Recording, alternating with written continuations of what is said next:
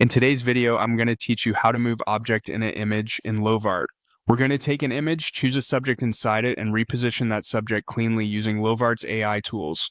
This is perfect for fixing composition, creating space for text, or simply drawing attention to the right part of your design. First, head to Lovart's homepage in your browser. You'll land on the main dashboard where all your creative work lives. From here, open an existing project that contains the image you want to edit, or create a new one if you're starting fresh. Either way, you'll be brought to the canvas, which is where the magic happens.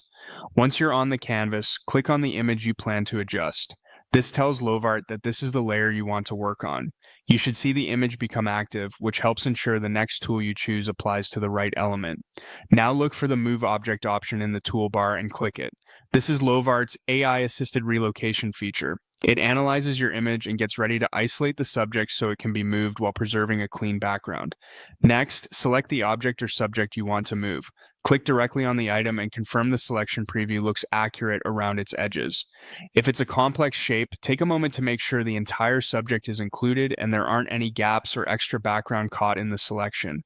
For more precision on fine details like hair or edges, zooming in can help you see the boundary clearly before you proceed. With the subject selected, drag it to the new spot in your image. Think about balance, spacing, and visual flow as you place it. Try nudging it slightly left or right to see where it feels most natural. If your design has text or focal elements, position the subject to complement them and avoid overlapping important details. Don't worry if it looks rough for a moment. Lovart will refine it in the next step. When you're happy with the placement, click Run. Lovart will process the move, rebuild the background where the subject used to be, and blend the subject into its new location. Give it a moment to complete. After it finishes, review the results at both full view and a closer zoom. If the placement isn't perfect, you can repeat the move and run again until it looks just right. And that's it. You've moved an object within an image using Lovart quickly and cleanly without tedious manual masking.